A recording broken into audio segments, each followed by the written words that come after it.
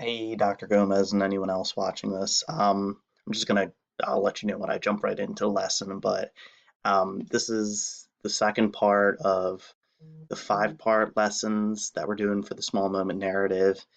So I did this one a couple days ago with the kids. This is the PowerPoint I used. I'll go through the Jamboard and everything, go over the objective, and I'll just take you through how it went. All right, let's jump into it. All right, boys and girls, make sure your mics are muted. Remember digital rule number 2, mute your mics when it's not your turn. All right, remember yesterday when we were brainstorming some ideas about our small moment? Yeah, maybe. It's okay if you don't. We're going to go over all of this again anyways. Yesterday, I started introducing you all to a small moment and a narrative. And a narrative is a story about something that's happened to you or someone else you know. It can be made up, however, ours are going to be real. And a small moment is just something that didn't have a huge impact on your life.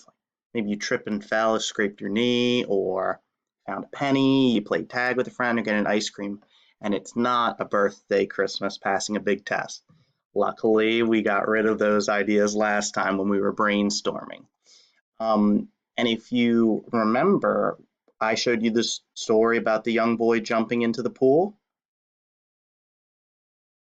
Yeah, Jabari. Remember, he jumped into the pool. His dad was helping him. He was like, "Oh, it's just think of it like a surprise." He's like, "Okay, okay." And he jumped into the pool. They took a small moment of jumping off a diving board, stretched it out. And that's what we're going to be doing with something that happened in our life. So, like I said, yesterday we brainstormed some ideas, and we're going to pick one and move forward with it. Now, I want you to keep in mind, choose the one that has characters and settings that you can think of. So if it's something that happened 2 years ago and you're like, oh, I think I played tag with Billy, maybe not the best idea. But if you remember, oh yeah, a week ago I was walking to my friend's house, and before I got there, I found a nickel, and when I got there, I showed him, and we had fun. Okay, you remember it. So just choose one. I'll give you all a couple seconds to do that. I gave him more time in the real lesson, of course. Boop.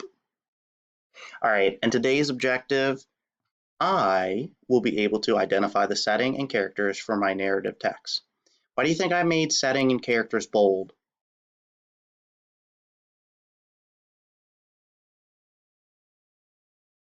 Yeah, we're going to be focusing on setting and characters. Where and when, and who. No one actually said that in the real lesson. So anyways, characters.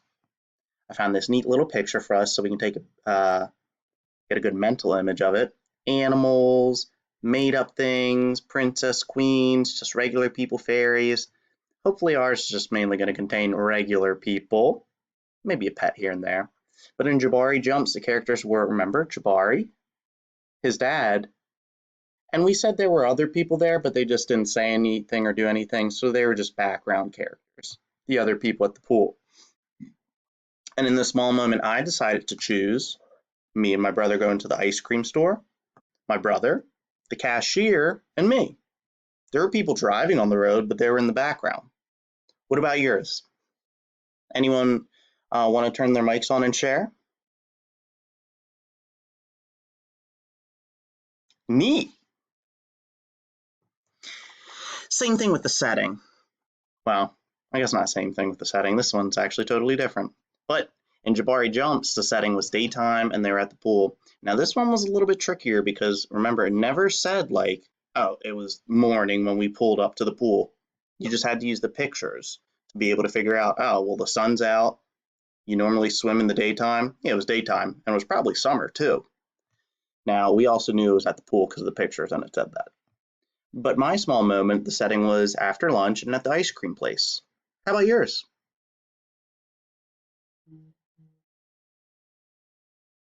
Cool. Your house? Yeah. Ooh, neat. The park. Yeah. Yeah. Good one. Mm-hmm. Nice. And it could be anything on this picture and more. All right. So let's start writing down. Let's start writing down the characters and the settings that we have. Now, I gave you 2 sentence starters right here. Oh, oh, is my, oh, okay. Oh.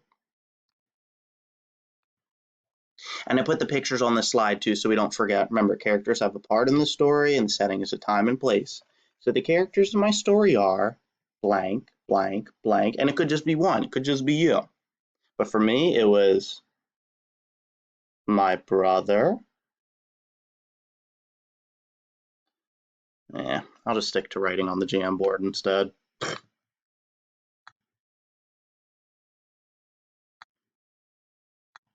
Okay, looks like that R is going to stay there. And the setting was, well, my car and then the ice cream place. So I want you guys to start writing down the characters in my story are and the setting in my story is.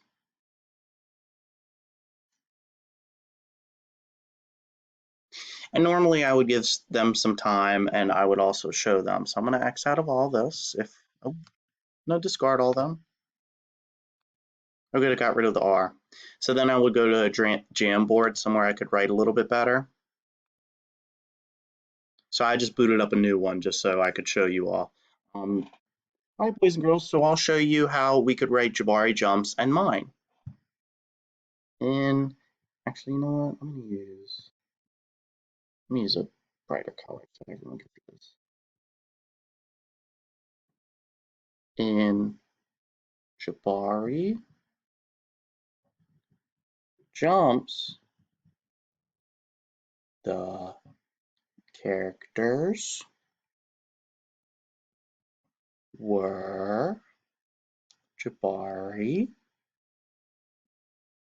comma, his dad, comma, and other people.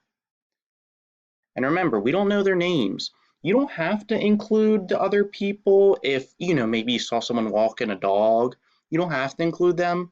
We're including them in Jabari Jumps because there were so many other people at the pool and Jabari actually interacted with them. The setting, and I'm not starting my sentence with in Jabari Jumps again since we just did that. The setting was daytime in the summer at the pool. And for my story, since I chose my brother and I going to get some ice cream at the ice cream store, the the the care okay, whatever, I'll just keep saying it. The characters were my brother, Tim. I'll actually write his name out in the story. The cashier, oops, we'll just make that an A then.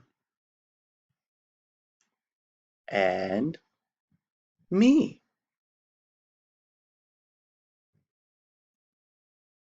The setting was after. Oh man, I gotta find a better writing program.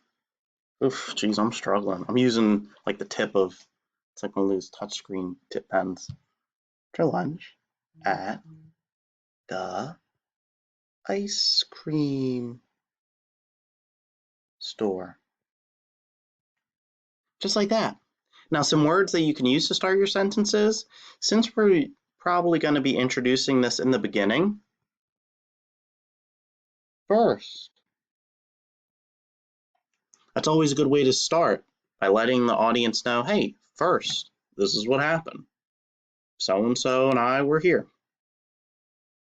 I'll give everyone a couple minutes to write. Just turn on your mics or raise your hand. Let me know if you have any questions and I can check your screen and help you out. All right, let's see how much time I have left. I can't tell.